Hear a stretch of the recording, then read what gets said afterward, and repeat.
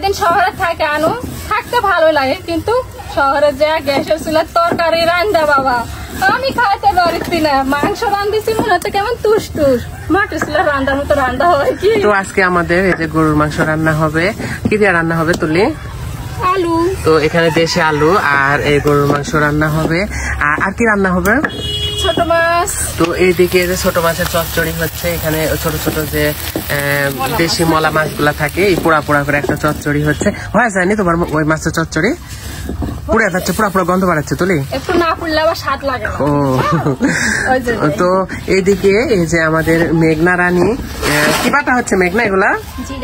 ওরে আল্লাহ, এতগুলা জিরে একদিনে তুমি বাটবেন এগুলা? ও আমরা নিয়ে যাবো তাই?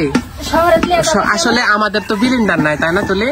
আমাদের ব্লেন্ডার নাই বা শহরের নতুন বাড়িতে কোনো ফ্রিজও নাই, এই জন্য আমরা এগুলা বাড়িতে যখন আসি এক সপ্তাহ পর পর আসে বেশি করে মশলা করে নিয়ে যায়। আর এইদিকে যে আমার বোনও চলে আসছে, আমরা বাড়িতে আছি তাই আমার বোনও আমাদের কাছে আসা আছে। তো এখানে যে আমার বোন পাতাকপি ঝিরি ঝিরি করে কাটা নিচ্ছে। কি হবে শিখা এগুলাতে? ভাজি। গরুর মাংস খাইতে মন যাচ্ছে না? ও আমি বাড়ি থাকলে আমার সোফা কাপড়টা কত যত্ন করে ঝকঝকা করে তুই বাড়িতে চলে গেছে আর নোংরায় এমন অবস্থা হয়েছে সোফা কাপড়ে বসা যাবে না। আসলে মানে কাজের লোকের উপর তো সবকিছু নির্ভর করা যায় না, আর বাড়িতে নিজে না থাকলে তো মনে করেন যে কাজ হয় না। এজন্য এগুলা সব আজকে আবার তুলি পরিষ্কার করতে লাগে গেছে। যদিও আমি তুলি বলেছি যে তোমার এত পরিষ্কার করতে হবে না, তুমি মানে হালকা পাতলা ভাবে পরিষ্কার করো। আমরা ঈদের মধ্যে যখন বাড়িতে চলে আসবো নি তখন সব আবার সুন্দর করে মেঘনাকে সাথে পরিষ্কার করাবো নি। খয়েরি কালার, গ্রামের মেয়েরা বলে খয়েরি তাই না? খয়েরি কালার সোফা কাভারটা আমরা পরাবো। এই সুন্দর করে গুছা গাছা থুয়ে যাবানি সব, বাড়িতে এসে আবার দেখুনি সব এলোমেলো আর ময়লায় পুরা হয়ে গেছে। তো যাই হোক সোফা কাভারটা কিন্তু আমার কাছে খুবই সুন্দর লাগছে তুলি, মানে খয়েরি কালার। আর এই সোফা কাভার গুলো আমরা নিয়েছি আবরণ এই ফেসবুক পেজ থেকে। আর আবরণ এই ফেসবুক পেজে আপনারা বিভিন্ন ডিজাইনের, বিভিন্ন কালারের, মানে বিভিন্ন মডেলের সোফা কাভার পাওয়া যাবে।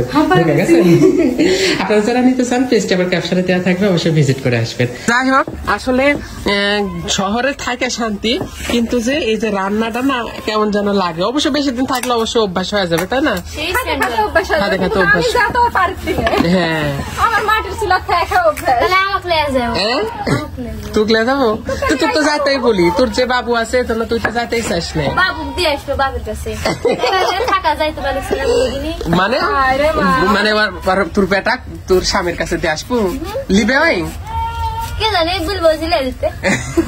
তা তোর মাই যে হার্ট অ্যাটাক করবে নি।